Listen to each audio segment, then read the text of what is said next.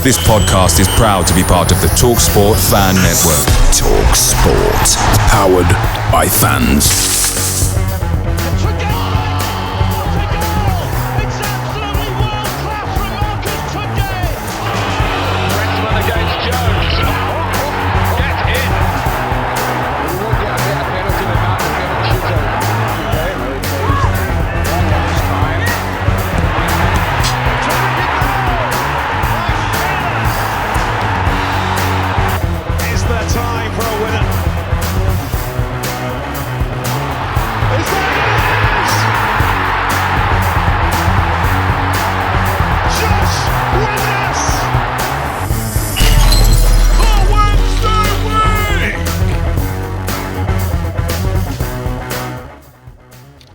Right, this is where I normally say the words, it says we're live. So welcome to another Owls Alumni. My name's Dan Fudge. I'm joined by Jon and Stevie. And as you can see in the top right corner there, we've got flash. That's, do you know what? I'm going to get bullied online for doing that the entire time. We've got former Charlton Wednesday, Southampton and Bradford City striker, Mr. Gordon Watson has joined us this evening. Thanks a lot for joining us, Gordon. You all right, sir? How's it going? You all right?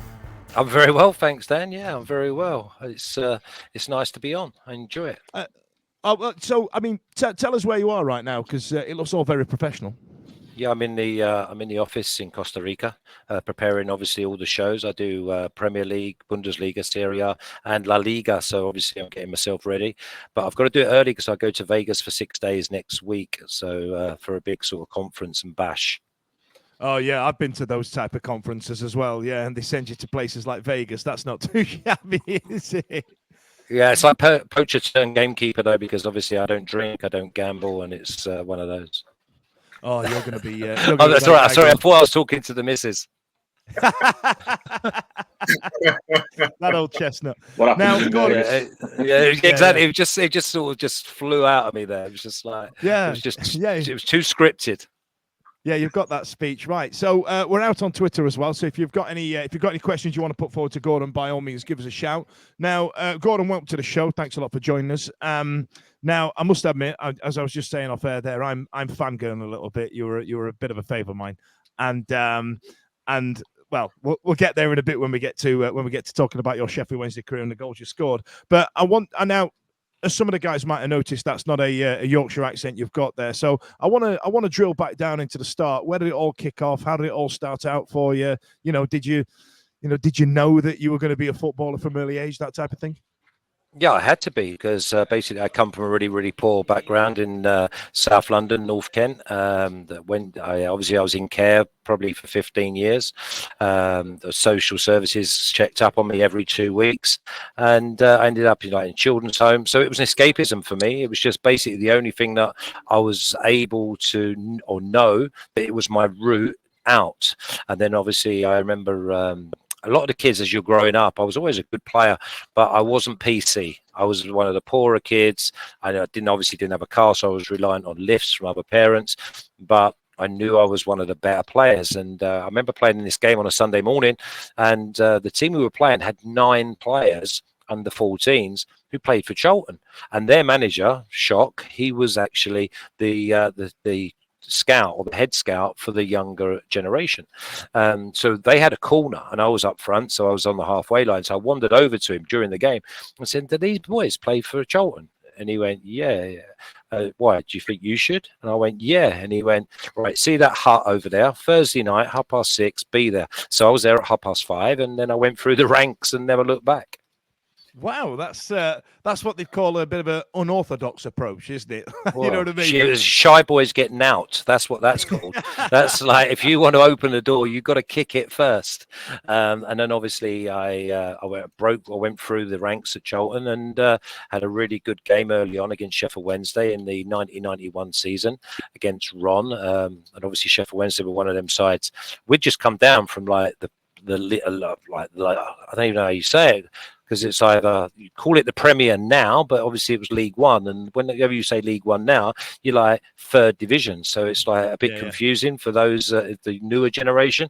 But yeah, so we was just got relegated from the top flight, and Sheffield Wednesday were then obviously looking to go straight up because they were one of the stronger sides. And you look at that squad. I remember I had friends that left Charlton and actually were playing like Paul Williams, Peter Shirtliff. So there was a good affinity between Charlton and Sheffield Wednesday in that sort of late 80s, early 90s. That's impressive, because I think Chris Bart Williams, God rest his soul, he got in a similar route, had a good game against us, and Big Ron went, we'll have him. That's what we'll do. Which is really, because he was at Orient, wasn't he? I thought that right. we just had a good scouting system, because when he turned up, Jesus, he was like unbelievable. First training session. I remember, I mean, obviously that was under Trevor. I came under Ron, and growing up, I had like Man United posters. Man United weren't very good, but Brian Robson was one of my favourites. Ron Atkinson, and then obviously Trevor Francis. If you go through that side that I joined, them teammates of mine, they were all like, you potentially had every one of them on your wall as a poster boy. It's like scary. Did you ever a point where you got into that team, where you got to Sheffield Wednesday at the time and went, I'm gonna have to work hard here. We can't piss about here now. I'm gonna have to graft in just to get a shirt at this point. I mean, you must have looked around and thought, shit. No, I honestly, no, I didn't. I walked in and I knew that TF was getting older. I knew that I was potentially, because remember, I was like under 21s for England. I was still only 19. I'd done okay. And the other thing is, and this is what I was taught very, very early, is when you break into a side from a young age, and I know 19 is obviously a bit different to 19 now, because we don't see many 19-year-olds, but the quicker it becomes the norm, the more chance you've got of staying there. You can't be starstruck, you know. And the other thing is, when I walk into the dressing room, Danny Wilson, Vivan, they battered me the first 2 minutes. I was like, not even put 3 steps in the door. And I love that, because obviously coming from South London, it's all about the banter.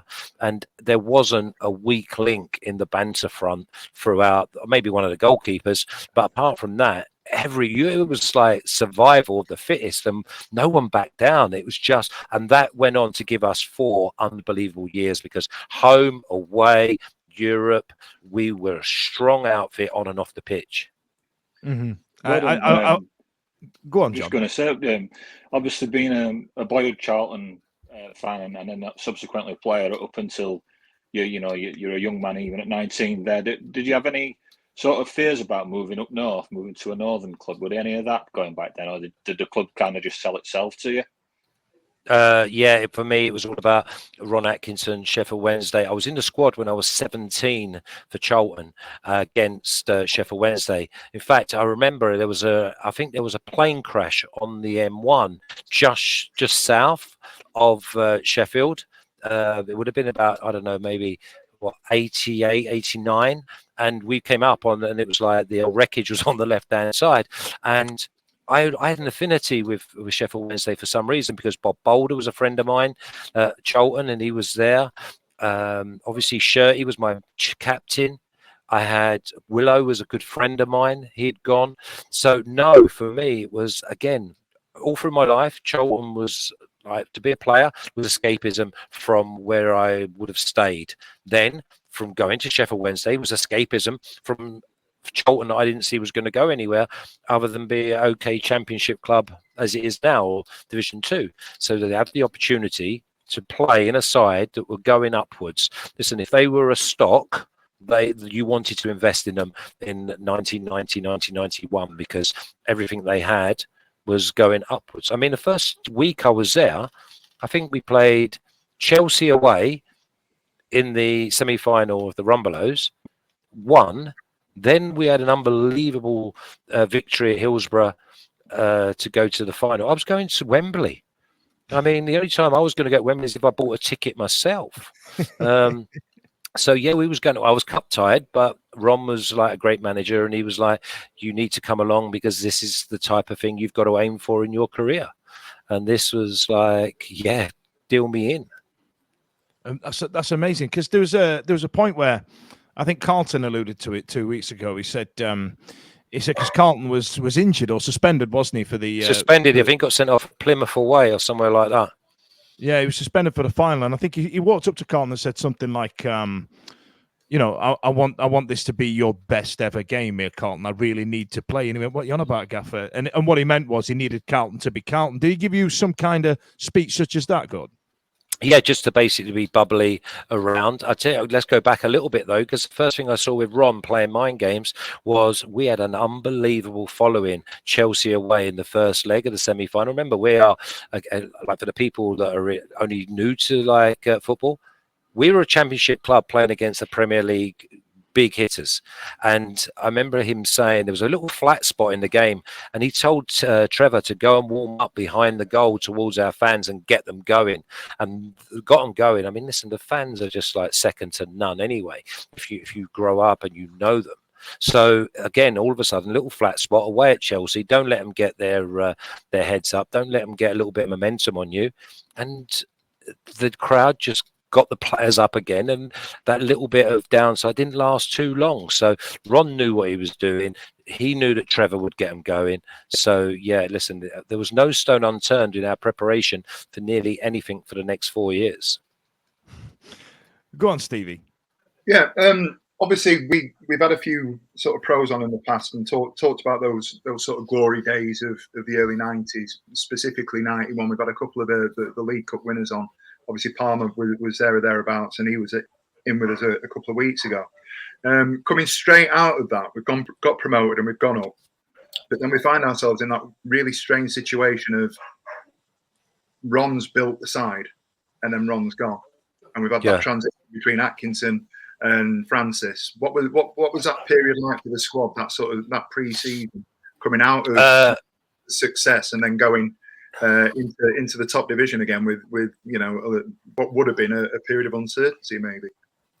Yeah, it was basically momentum. We just continued where we left off. There was a couple of additions. Trevor could not. It weren't like we lost Ron Atkinson or Trevor went into a job where the manager had been crap and the team was crap and we were like not winning games. This was an opportunity for Trevor where he's gone in and basically he served up a 5-course meal that was done by a Michelin chef. I mean, you think to yourself, let me just remind you, the reserves at Sheffield Wednesday in 1991, we won the reserve league over Liverpool, Everton, Man United, Man City. So we just won that league as well. So going into the next league, you had goal scorers, you had defenders. The one thing I would say is, looking back now, is I thought they were all older than they really were. I mean, they were like proper grown men.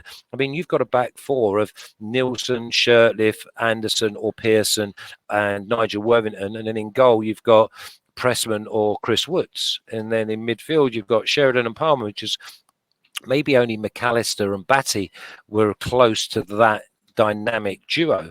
And then you've got Danny Wilson on one side with John Harkes. There was 2 players for every position. So, and then you've then got Trevor, myself, Willow and Hursty. And Hursty was one of the most dangerous strikers in the country. And what did we do? We finished 3rd in the league, which got us into Europe. So yeah, not many teams will come up and in their first year finish 3rd in the league. Now, before we start talking, go on, Steve, carry on. I was just going to jump on the back of that. Did you feel it throughout the season, though? Did you sort of know that that's where you were going? Do you feel that you, as a club, we overachieved in 92 as it would have been? Or was it always that confidence from the start of the season? And like you said, the momentum just building and building and building and just saying we're going to go as far as we're going to go with it? Yeah, if I told you that I didn't even realise we'd finish 3rd. But that was the focus on game to game. There was none of that. I mean, I didn't even realise that it was very, very strange that we did what we did week in, week out, and the big player, everyone played their part. It was crazy. And Trevor just sort of let it tick along.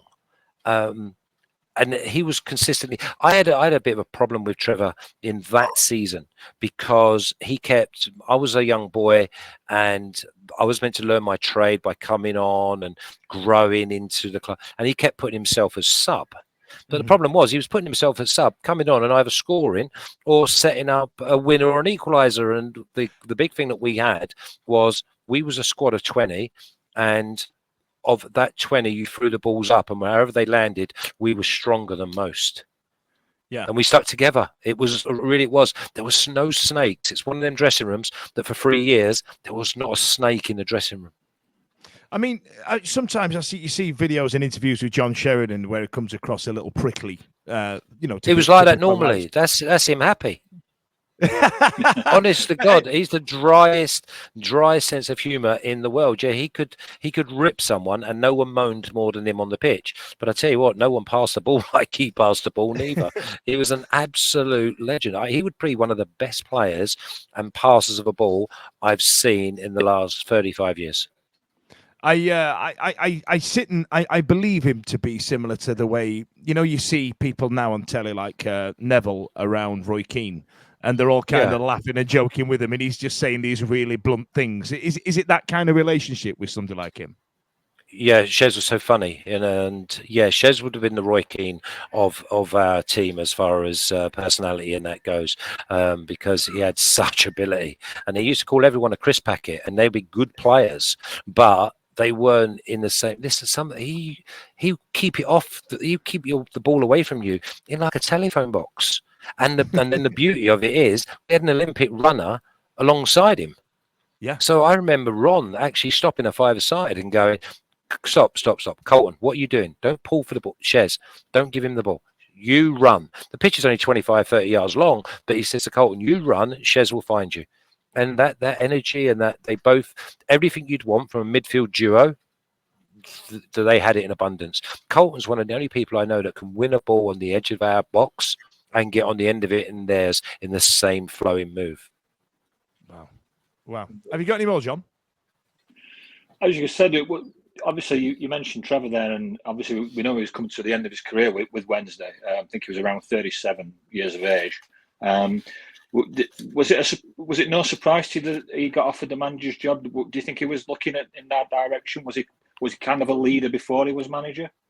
No, never a leader. Never a leader in all the years he was actually managing. Basically, what he did was he had already had a nightmare management player manager stint at QPR.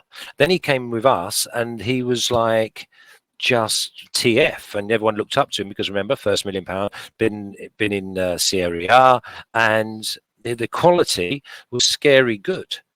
But as far as actually, I don't know, like motivation, I tell you the way that he motivated us, and I used to call it, and looking back now, I was probably wrong. I used to say that he was consistently inconsistent. But what he did was he shuffled his pack really well so that whenever any of us went into the side, whether it 4 games, 5 games, 6 games, we all did our job because the camaraderie in the dressing room was so good. We all trained together every day. So it was, you picked the best 11 out of you 20. And if you think the young ones in our squad was myself, Bart Williams, Ryan Jones, Graham Hyde.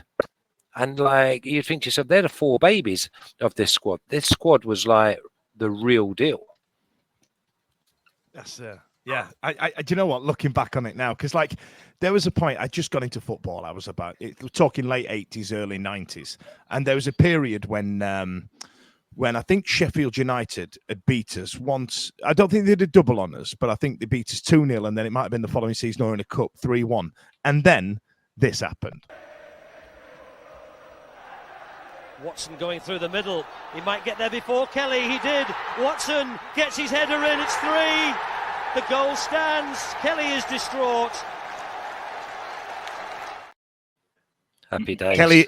Kelly is distraught. Absolute crack to me. That. Tell me about that day and what it's like to score against them and the noise.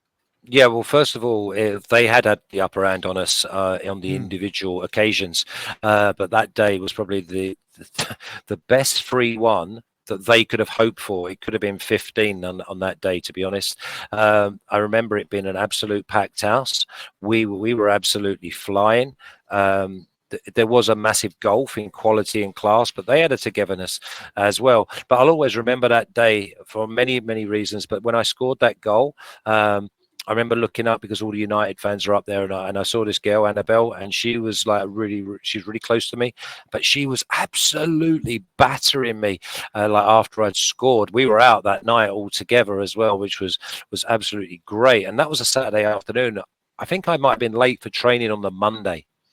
on the back of that Saturday. That's how. See, that's what other people Proper. don't realise. Yeah. This was the other thing about Sheffield. Sheffield, as a city, had taken over for me from Manchester because the music scene was great. Obviously, they've got to mention the Lead Mill under the current climate of what's going on there. It was just iconic.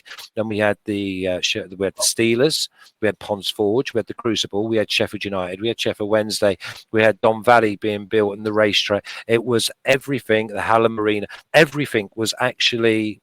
The whole country was just basically, I don't know. It sort of breathed off of Sheffield. And it was just amazing for the next 4 years. And I couldn't have picked a better time to go there because you think about the Wembley occasions, you think about going into Europe, but you also think about the fans of basically of sport in the city. It was like days a week. And this is a problem I had when I was there. I had no guidance. I joined Sheffield Wednesday with a little plastic bag. I might call it like Morrison's or Netto or something like that. It was actually a B-Jam bag with my pads and my boots. And that's how I travelled up with them like that. So I had no, as I told you earlier, no parental guidance. And I was like a kid in a sweet shop. And I didn't know how to say no because there was something going on 8 nights a week, afternoons, evenings, and it was just unbelievable that I didn't even dip my toe into everything that was going on. I dived in head first and just absolutely involve yourself in the city. So to then score against that lot, I bet you walked into town like that scene in Iron Man where Tony Stark's just got his arm. Yeah, I walked into town like that every night. Every single. In fact, I used to live at Bradway, and because I used to walk into town like that, I moved to London Road, and I remember I think I scored 14 in 20 in the 93-94 season, and I lived above a fruit and veg shop on London Road. Still. You know what I mean? My rent was like 40, but I was on the same side of the road as Music Factory, and it was like just around the corner from obviously Lead Mill. So Ecclesall Road was just jumping through there. I had everything I wanted, and I noticed the Jamaican flag straight away. I was like 10 yards away from the Caribbean restaurant. I had Chinese Roy, who was like a Yorkshireman, but he was Chinese. 10 yards to my right, it was a butcher. I had everything. I had Villa Roma opposite me. So, yeah, I had everything. Right in the nuts and bolts of it. Go on, Steve. Yeah, it had to be. You touched on it there. That season, that period, 93-94, obviously you hit a real hot streak. What was that like for you? Obviously, there's the highlights of the derby, the goal scoring run that you went on. I think it endeared you, and Dan's referred to it earlier on. You know, as a young lad, watching you sort of kicking off your career, having that opportunity, getting into the spotlight. What was 93-94 like for you personally? Yeah, it was strange because I actually tore all my ankle ligaments 2 weeks before the cup finals the year before. So I was late having my pre-season. So I think I probably scored my first goal in sort of late October, maybe against Oldham at Hillsboro or somewhere like that. So I was getting fit probably around February or March, ready. So the season sort of ended at the wrong time for me. But I think if you go and have a little look at the history books of every team that's played in the Premier League, I think that season we scored something like 75 goals as a team. And 75 goals, I think it's still in the top 5. And we was like voted one of the most entertaining sides in Premier League history up to this day still. So it was like, it just didn't matter who played. The amount of chances you got, goals that could come from absolutely anywhere. I remember Barney at left back coming in with left foot volleys, and if people don't know who Barney is, that's Nigel Worthington. Rowley would do a 1-2, and then he would find the back of the net. Harps, he would score. Everyone, and it was like just crazy that whoever went onto the pitch in that era, and go back to 91 to 95, whoever went on the pitch, there was no one who ever got any stick. And it just, you're better off going into a side that's actually confident, home or away, and we were like that. Because there was other teams that actually wanted, or countries that wanted Sheffield Wednesday to go. We visited Japan, America, and South Africa in that 3 or 4 year period. It was crazy.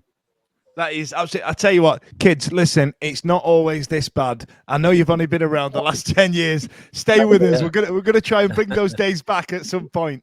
You know what I mean? So I mean, well, let's talk about that period then that you were in Sheffield, and rightly so. We had the arena built. There was Don Valley. There was Ponds Forge. There it was the World Student Games in, I want to say, 91 that brought all that investment to Sheffield, and it's kind of got left behind a little bit. If you've ever watched the new Full Monty series, it's a bit, Christ, this is what Sheffield's like nowadays, But you were there right in the vibe of it. It's like the way people talk about Manchester and London in the 60s and things like that. Did you ever miss London? Because I know it's the people in London. It's a personality to those people, isn't it? There's a thing where they kind of long to get back and they don't really leave London. And you took that big step to get out of there. Did you ever look back at it and think, no, I hardly went back. I didn't have time to go back. I actually, I dived in like head first. There was I was too, like the old FOMO, fear of missing out. Because every weekend, the longest I was away from Sheffield was when I had a 2-week holiday in the Dominican Republic. And there's a great story. I had 2 lads from Sheffield who actually big Wednesday fans. They lived with me back when I lived in Bradway. And when we moved into obviously down to London Road. My mate went down to get some shopping or something. So anyway, as a joke, we booked a holiday to the Dominican Republic because he'd not been on holiday for like 25 years. So anyway, he came back shopping and we said, right, we're going to the Dominican Republic sort of next week. And he couldn't believe it. Listen, it was a great idea and all, like the heart was in the right place, but it was a honeymoon place for 3 lads. It was a nightmare. It was an absolute nightmare, but the heart was in the right place, and this is probably booked on teletext. It's not like you've seen. It was teletext. It was. No, nothing. It was completely blind. It was completely spur of the moment. We weren't thinking about it, and then I don't know, it might caught my eye. Great advertising, I suppose. But no, it was. I tell you what, we'll never forget where we were though, because we had like a massive suite, like with 3 big double beds and everything. Yeah. It was when O.J. Simpson was actually driving down the freeway with the police. It was then. So yeah, crazy. One of those you never forget where you were moments. So there you are, like exactly. 23-year-old in this hotel in Dominican Republic, going, "All right, birds, who are you here with?" Well, no birds. Yeah, exactly. On our own. All right, so before I come to you, John, I'll just come to you. I need to ask about this. Nielsen into the area. Well, the referee, is he going to give a penalty? He is, and the linesman will get a lot of remonstrating with for that. Well, one could get oneself into an awful lot of trouble watching this again and again. Gordon Watson.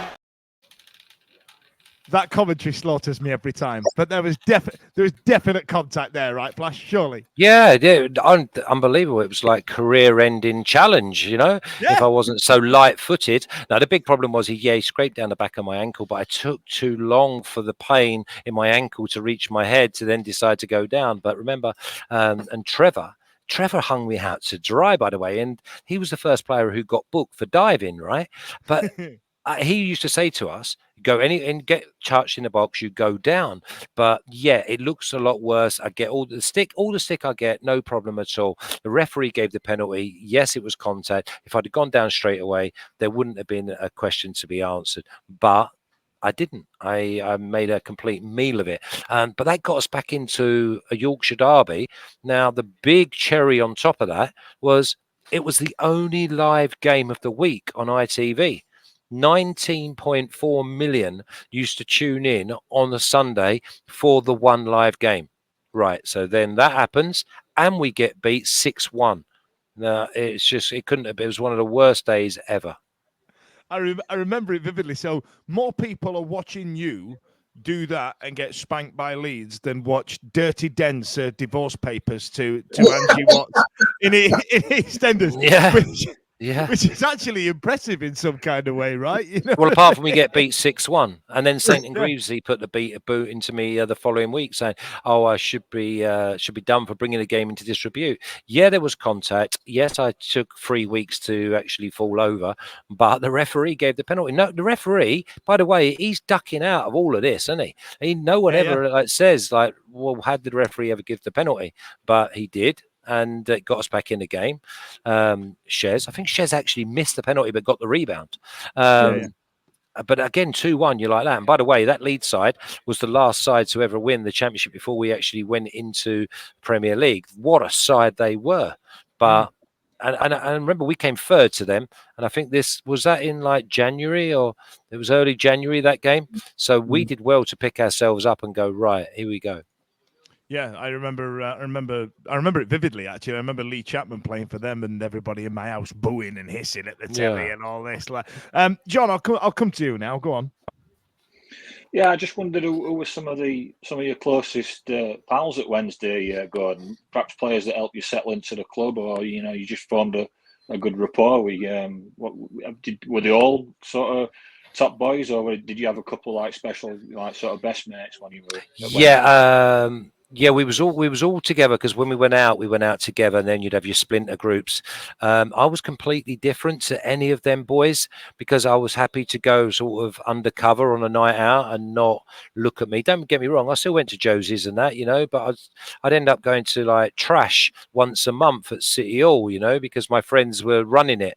I'll tell you just a quick story before we go on to the good lads. So there was no bad lads, but I wasn't in the squad, and my mate, who was doing trash at City Hall, he needed some lights picking up in Leeds.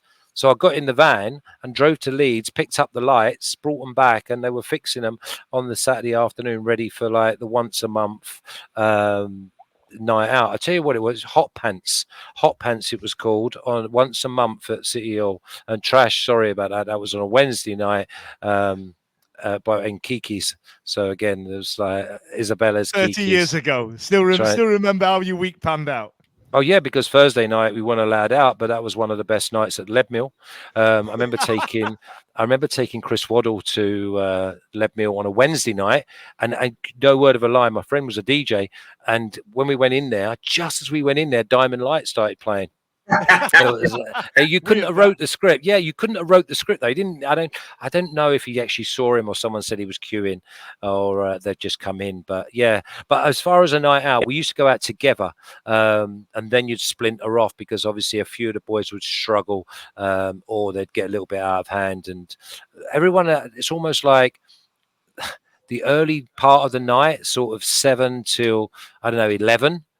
Some of the boys would be going home at 12:30, but some of us would not go out until about 11. Here's another message for the kids. You're allowed to go out at 7 o'clock, kids. You don't need to just come out at 11 o'clock now and get pissed up at home around your mate's student grotty flat. It was fun. We used to go to a pub at 7, then we'd go to a bar, and then it'd be nightclub till 2. Honest, it's life-changing. Sorry, Gordon, carry on. It wasn't all. Yeah, but I mean, after 2, you could then go to one of the bars that obviously flies your flag behind you, the Jamaican one.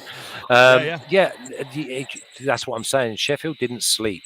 It was just one of those that you could keep going, and it was just great. So anyway, you had good characters. Some of the sensible ones, like maybe Woodsy and people like that, they'd go home early. Roland was less, but he'd still come out and go home at sort of 10, 11. But then you had like the Hursties of the world. I'm just trying to think. The younger ones you might bump into, like Bart or Paul Williams, but I was never really going to see any of them on the scene that I chose, or the path that I chose. That's amazing. But I'd go out with them early. Yeah. You gotta get the photos in. You might be in the papers. Like, you gotta look your best, right? No, but there was no cameras or anything them days, was there?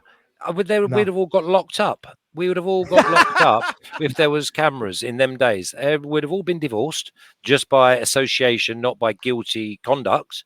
But it would have been a case of, what are you doing here? What are you doing there? And there'd be too many people trying to stitch you. Back in that day, the fans and the players, there was no difference once you went for a night out. You didn't give it the big one. You actually were out to have a great time and enjoy. And I had a lot of United fans as well as Wednesday, and it's because we went out together. Amazing. Yeah, I was going to say I did hear a few of those stories about you guys going out with the Blaze fans. Now, Stevie, a couple of weeks ago, Simon asked Carlton about a holiday. Where was it? It was it? Oh God, it's going to frustrate me to death. But there was a point where I think Sheridan had a tear up with Ron. Were you there for that? No, that was the year before I joined. That was because Ron actually left in '91. I remember I joined in the early part of '91. So that was because the end of season due in '91, Ron had nothing to do with. That was the year before me. So I've got nothing to say, officer. Yeah, you don't know anything about it. So you go on, Steve. I was just going to say it's probably for the best, to be fair, based on what Carlton said last week. Yeah, but don't worry about Colton. Colton wouldn't let the truth get in the way of a good story ever. You know, if he could add a few bits on, then he would. Now, listen, they're great characters, all of them. And as I say to you, we used to go out maybe straight from the game and then go home and get changed, and then go out again. But a lot of them would start in either like in a dev, indoor, come down to Ecclesall Road. It was like a pub crawl, and the more people just joined as we went on. You know, it was great. It was absolutely brilliant. The way that you talk about it is, I just think it's incredible that you spend, with due respect, a relatively short period of time of your career in Sheffield, but you've still got a real affinity for the place. I spent longer in Sheffield than I did anywhere else. Really? And then I moved again to Yorkshire. I went from South Yorkshire to Southampton. And really, when I left Sheffield, it was no other reason than it was getting out of hand. I was like, my football was like getting in the way of my social life, or I wasn't able to manage it because my self-discipline wasn't great. I remember I left when I was only 24. That's the crazy thing. But also we had started, and this was something we speak about, we had started getting rid of good players and replacing them with players that weren't as good and paying them double. So listen, it was a little bit strange, that behaviour. That's kind of what I wanted to go, or where I wanted to go with it. You know, the affinity that you speak of with the players, the place and so forth. It got to sort of 94, 95, and then it kind of came to an end. And was there a point when you realised it was coming to an end? Did you know that it was time to go? Was there a specific thing that happened, or was it just, right, we need to move you on because we've got designs on going on in a different sort of direction? No, I put a transfer request in to save myself, because obviously, again, it was really strange that we were starting to struggle. And I say struggle, I think we finished like 13th in the Premier League. But because we'll snap your hand off for that now, Gordon. Listen, 13th in the Championship next year, you'll snap your hand off for. I know that. But it's like, it is one of those where you set your standards and you get used to a certain, like, week in, week out, and it ends in a certain way. But for me, I'd not fallen out with Trevor because I had a really funny relationship with him. I was quite close to him. He was the first person that I actually sat down with a meal at Hallam Towers, and he introduced me to beef Wellington. I never knew what beef Wellington was when I turned up. But again, so it was a strange relationship I had with him. I had a proper fight, or it would like a physical altercation at Highbury, myself and him. And yet, on another side, he'd asked me to take Helen. Can I take Helen home because he has a board meeting? So he trusted me to. It was like a really family-orientated dressing room where you argue with your big brothers, you scrap with your little brothers, but when it dusts down, you still love each other. And that's how Sheffield Wednesday was. All of a sudden, there was a few players going out the door. Hursty was injured a lot. Shez was injured. Wad was injured. Fullbacks, Kingy got injured and got rid of. Then there was like certain players. Viv had left. Danny Wilson had left. And Willow had gone to Palace. Paul Warhurst went to Blackburn. Paul Warhurst was my room partner at England under-21s and Sheffield Wednesday. And he was my friend, my closest friend, who then played up front instead of me. Yeah. Do you see what? And this is the other thing that people don't. When I said about Trevor being consistently inconsistent, whatever dice he rolled came up trumps. Bart played up front and scored a hat trick against Southampton. Albert Paul Warhurst went on a goal scoring spree of like 16 games in a row. Colton Palmer played up front away at Middlesbrough or somewhere and got the winner. It was like whoever went onto the pitch and asked the role that they were asked to perform, it just worked out for 4 years. Mm-hmm. Wow. I can't. But did that not just piss you off, Gordon? Like, you know what I mean? You're sat there, and then all these people are getting a bash up front. Or were you out the squad for physical reasons? No, I was no. It was, again, you're in a family of 20, and when you're called upon, you do your job. And listen, I always say to people, I was never one of them players. Never was I ever sitting in the stand hoping that someone either got injured or we played bad and I got in. Because I tell you what, you're better off going into a side that's doing well than a side that's struggling. Mm-hmm. And also, remember, after 4 years, we won a hell of a lot more than we lost. Yeah, so you kind of just tolerate it, like you don't think about it, right? Because everyone, you are a professional footballer, and it's up to the management to pick you when you're ready. Do you know what I mean? It's almost like breaking it down into, right, this week you are ready to go. You are ready to go. It's like having racehorses in a stable, and that's how we were. Okay, so let's talk about physicality then at this point, because you sustained quite a serious injury at Sheffield Wednesday. How long did that keep you out for? I mean, how did you feel? I mean, like you said, it was a long way back, and a lot of players say that you never really catch up. Like you say, you found your stride as the season was ending. You felt fully fit. You missed the preseason, that type of thing. I mean, what happened? So basically, we played. I think we played in the semi-final at Wembley, or we played in the semi-final. We got through to the Wembley, and Trevor said to me, I need you to go and play against Sunderland in the reserves on a Monday, Tuesday night next week, because obviously I need to have all the bodies fit. I need everyone ready and raring to go. Got the cup finals coming up, blah, blah, blah. So anyway, I went up there and I got 2-footed and it tore all my ankle ligaments. And that would have been probably the first week of March. So I was out from March until I started running again in August. So I was out for a good 4 months solid, and then getting back to being able to play again. But again, I was really lucky with injuries. I remember I broke my hand just after I joined Sheffield Wednesday, but I was able to play with like a plastic cast on. But no, when I had an injury, I had proper injuries. Obviously, when I went to Bradford City, I had the real injury, But apart from that, I was never a hamstring person. I was never a tweaky person. I spent 6 months for Sheffield Wednesday when I used to be either sub or I'd play. I used to have injections in my toe, and it wasn't a cortisone. It'd just be like a local anaesthetic, because when we played against Aston Villa, I went into Bosnich and it actually broke a bone in my foot. So what they did is they basically gave me a local anaesthetic. When you get stitched up, they numb the area. Well, it lasts for like 2.5 hours. So what I did was they used to inject me about 2:30, knowing that I was going to be all right till 5 o'clock in my right foot. So, and again, you just wanted to play. That sounds like that movie, Any Given Sunday. Now, before I move on to the rest of your career, John, Stevie, have you got any more about Sheffield Wednesday? Go on, John. I just wanted to quickly ask Gordon about the time that we brought Cantona over for a trial, and what your memories were of that, because he seemed to be in the building 5 minutes and then he was gone up the road to Leeds. But were there much chatter and buzz about when he came over, or was it just kind of you knew as much as the rest of us really? Or? No, I picked him up every morning. I say every morning, like 5 or 6 days. He was at St George's. I picked him up. He didn't speak much English, but he was sheer quality and class. But the problem for him was that it was snowing at the time, so we was up I'm just trying to think, what was the place up towards Rotherham where we used to play? We used to train up there on the AstroTurf.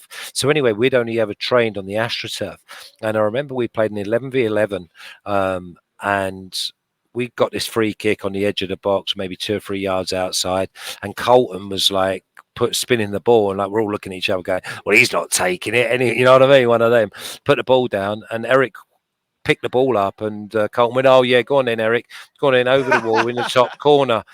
And that's exactly what he did. Eric bent the ball over the wall and in the top corner, and I think Woodsy was the opposing goalkeeper. Just like watched it go in like that. Yeah, he was sheer class. But I understand that afterwards they asked him, because we had that Baltimore Blast debacle in the arena where playing indoor football was like a complete nightmare with a ball that was so heavy. It was just alien to us. But again, it was one of those, because I think the year before we'd actually gone and played Baltimore Blast 11-a-side on grass. So, but no, he was quality. Didn't know all the. They'd asked him to stay on for another week or two, and yeah, he kindly said no. And then Howard Wilkinson got him on the way back to the airport. Oh God, what could have been? What could have been? Yeah. Go on, Steve. No, I was just listening to that and thinking. I was at the arena. I can remember that game. And I thought, who the bloody hell is this guy?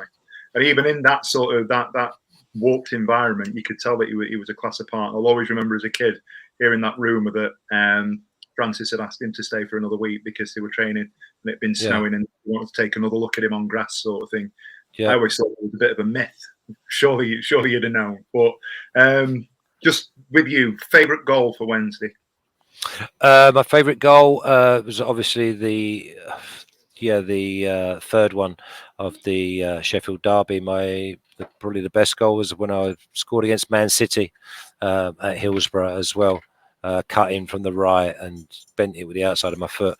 But no, the Sheffield United goal was obviously going to be the best, because not many people get to play in a Sheffield derby and then score in front of the Sheffield United fans. So yeah, and then go and celebrate this far away from them as well. Well, yeah, the lower tier was our fans. If you watch it back. Yeah, if you watch back, I put my hands in the air and then someone comes out of the crowd and I actually shake their hands. But prior to that, I was just looking straight up, and that's when I saw some of my friends absolutely battering me. Good. And rightly so. You know, you had it. Yeah. Okay, so let's move down to the South Coast. Now, this is before Hursty and Carlton went down there. You went and tested the waters. There was this weird period where Sheffield Wednesday and Southampton, after Charlton, I guess, started swapping players for some reason. And you went down there. Now, this is a journey I made. I went from Sheffield to Southampton. It's a long way away. And two, you're kind of in the middle of nowhere. There's a weird bit where they've got this absolute hatred for a club that's 20 miles away, which, you know what I mean, down the road. But there's something really nice about the fact that everybody in Southampton really tends to genuinely support the club. Everybody has an eye on what Saints are doing, even if they're not football fans. I mean, did you find a different culture down there, having played at a city that had two clubs and was quite vociferous, to all of a sudden being right in the bullshit, just in the red and white? Yeah, no, it's exactly that. It's a one club city, and also people are nicer, like as in or they have a better upbringing. I wouldn't say they were nicer. That's the wrong word, because I absolutely loved Yorkshire. They were basically a little bit more reserved, I would say, is probably the right word.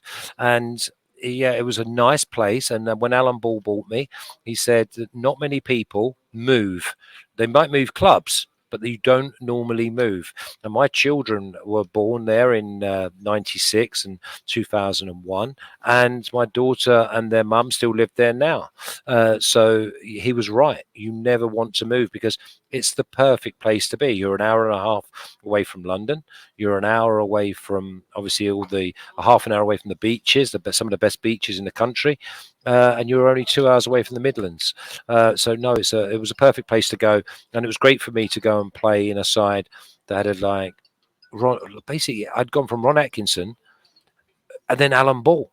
So, I mean, Alan Ball's a World Cup winner. One of only 12 people or 11 people to have a World Cup winner's medal. It's like, okay, yeah, I'm happy to go this route. Amazing. So, and then you spent a couple of years down there, and then went bouncing back up north, back to Yorkshire again. Did you long for the place? Was it a part of you that was going, kind of miss Yorkshire, kind of miss the people? Because when I was in Southampton, I was exactly like that. I was like, Yeah, I want to. Not that I went to play football, by the way. I'm making it sound like I was playing for the club. I wasn't. I just moved down there.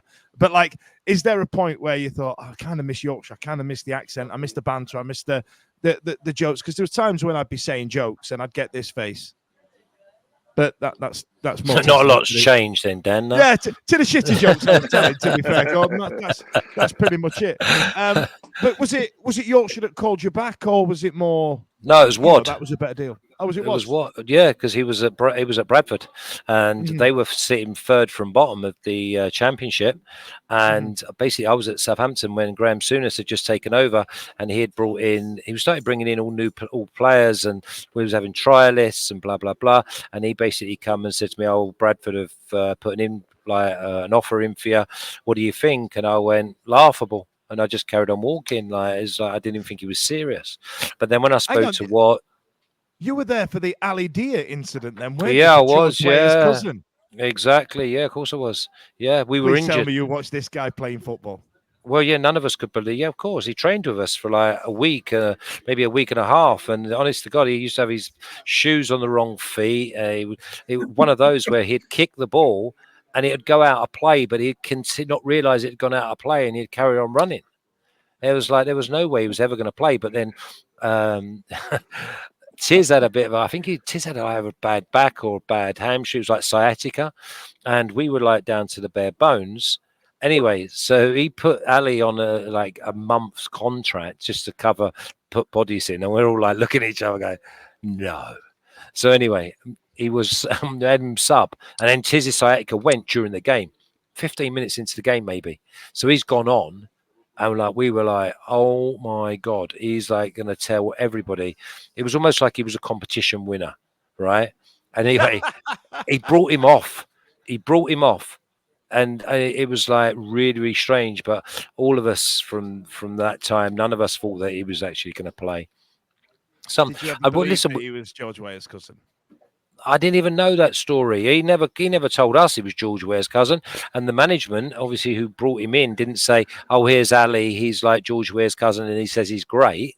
Do you know what I mean? Because we're players, we know, straight away. Because I tell you what we did do, we had some trialists, and one was Klaus Lundekvam, who played 500 games for Southampton, and the other one was Egger Wastenstadt, who went on and played for Blackburn as well. So a player when he comes in, and he was not one of them. It was just an absolute shambles. Amazing. Matt Letizia there when you were there, Gordon. Yeah, Matt's probably my best friend in football, as in friend. They say you have 5 friends. Yeah. He's still, to this day, my best friend. Class. Would you? Was a better player than Wadlow or Letizia? Completely different. Natural was Tiz all day, every day. But Wad did things. I always say about Wad that you knew what was coming and you still couldn't stop it. It was like, well, let's go with Wad first of all, because I got to play with him after he'd been at Newcastle, Spurs, and Marseille, and he won the Footballers' Writers in 1993. Wad was just unbelievable that he could thread a ball, pass a ball, cross a ball, score a goal. And they were completely different, because Tiz used to do things because he wasn't the most mobile. He was still mobile, don't get me wrong, but he used to do things before people was expecting it. He used to shoot before the keepers had even got set, or he used to shoot before anyone else thought there was a chance to shoot. And I think he scored 209 goals. So one was just a complete maverick, natural player who was just scary. And the other one was just a talent that never seemed to go bad. It was like a red wine. I mean, you think he was like 33, 34 when he was at Wednesday and got the Players' Writer. That was the year we scored 75 goals. It was So when you went up to Bradford, he was there. Were you there with him when you played that cup game against Wednesday? I think it was John Newsom scored it, and I think Wednesday won 1-0. And that was 2 weeks after, wasn't it? Yeah, that was 2 weeks after, because I broke my leg. I broke my leg. Was that what it was? I broke my leg 10 days after I joined. And then they basically, I think it might have been a month after. 2 weeks after, because we played Sheffield Wednesday after we beat Everton on the road. So basically, yeah, it was like maybe 3 or 4 weeks. But yeah, I was still morphined up a month after I had the injury. So okay, so let's talk about that injury, because I mean, obviously really significant for you, and the process after it was pretty groundbreaking as well. And I don't think there's many people that would argue with you about the process that went. I mean, how do you look back on it now? Yeah, it's strange. I don't try and look back on it too much. It was something I had no control over. Again, the compensation was because when I joined Bradford from Southampton, they were third from bottom in the league. So the chairman said to me, if you keep us, this prior to me signing, if you keep us in the Championship, then we will not stand in your way to go straight back into the Premiership. So I'm thinking, okay, I've joined in the January or the February. I'll do my 4 months in the Championship. I'll score goals in the Championship, hopping around on one leg and one eye. And I scored in my first game. We'd won 1-0. And then the next home game, I was fighting for my career after 4 minutes. So basically, the chance of me going back into the Premier League had been taken away. So that was where the court case came in of, for no fault of my own, but someone else's reckless actions had basically potentially taken away the best years, because I was only 26.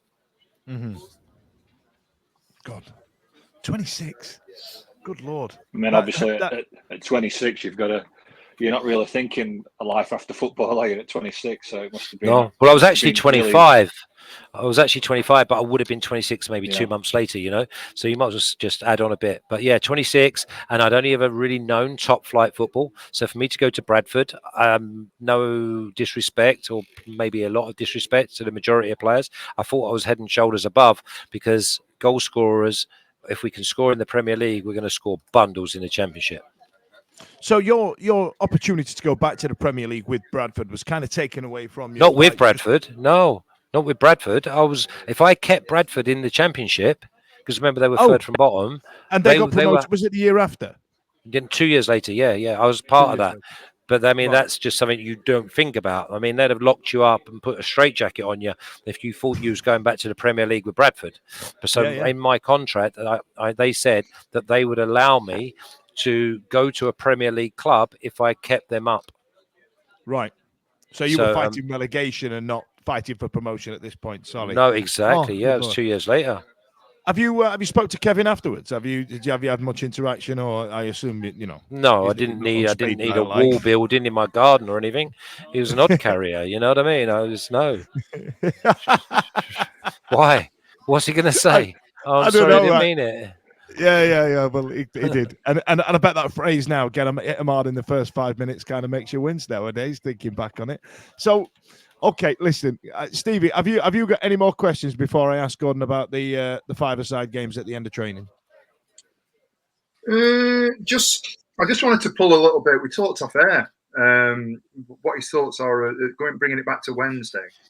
What your thoughts are on the current squad, the plight that we've been in. Obviously, you'll be looking at it, and obviously the nature of your job at the moment is talking about football, and everybody around the world has seen what a journey we've been on in the last sort of 3-4 months, certainly. But to get to 96 points and not get promoted or not get automatic, that wins a league in any other sort of year.